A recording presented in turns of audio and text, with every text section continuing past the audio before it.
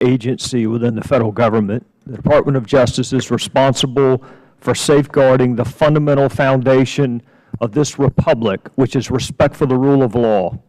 The Department is symbolized, Mr. Chairman, by nothing more than a blindfolded woman holding a set of scales and a sword. She doesn't care about political agendas.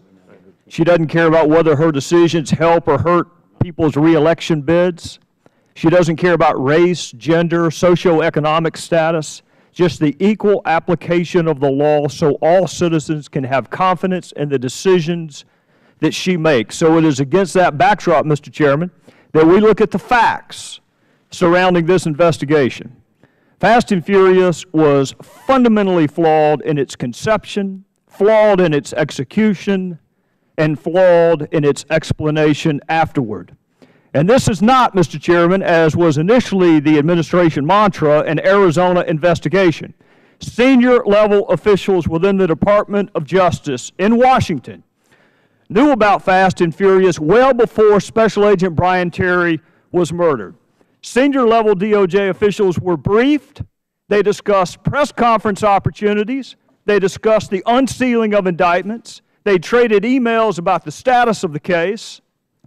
They approved wiretap applications, and most significantly, Mr. Chairman, they actively discussed the tactic of gun walking well in advance of Special Agent Brian Terry's murder and well in advance of a demonstrably false letter being written to a committee of Congress that was calculated to deceive and mislead. And here's the proof.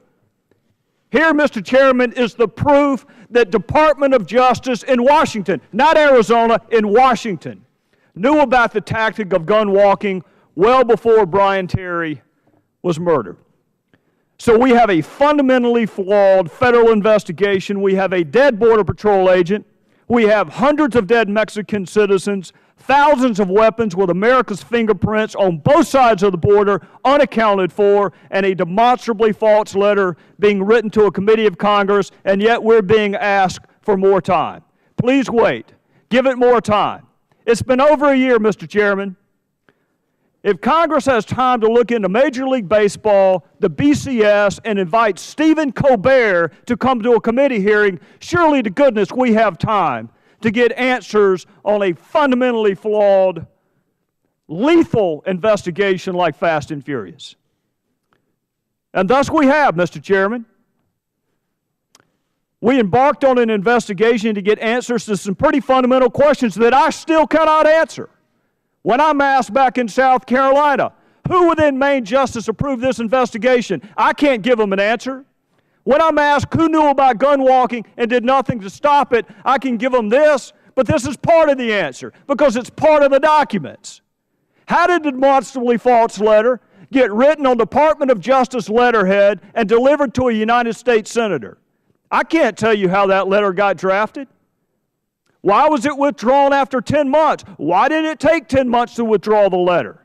Why was the criminal chief, to my friend Pat Meehan's point, why was the criminal chief of the Department of Justice in Mexico advocating for gun walking on exactly the same day that this demonstrably false letter was delivered to a committee of Congress? Can anyone answer that question?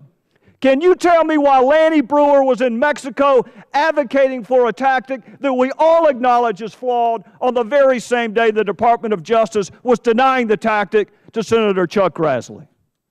Not only does Congress have a right to ask these questions, we have a fundamental duty to ask these questions. Our fellow citizens, the ones we're supposed to work for, when they get a jury summons, do you think they have a choice on whether or not to comply? When they get a subpoena from a law enforcement agency, do you think our fellow citizens get to offer an extraordinary accommodation in lieu of providing the documents? Either Congress has the authority to send a subpoena and require full compliance, or what we have been doing for the past 12 months is a fool's errand. And we never should have discussed contempt of Congress. Either we have the rights of the documents and we should get all of them, or we have no business here. And with respect to executive privilege, Mr. Chairman, I'm going to resist the temptation to contrast Senator Obama's position on executive privilege with President Obama's position on executive privilege, but I would just note the juxtaposition is stark. If he was not part of the drafting of the February 4th letter, if he did not know about Fast and Furious before Brian Terry was murdered, if he did not approve of the wiretap applications, then what in the world is he asserting executive privilege for? He's either part of it or he's not. If he's part of it, then we've had a series of witnesses that have misled this committee. And if he's not part of it, then he's got no business asserting executive privilege, and I would yield back. Gentleman's time.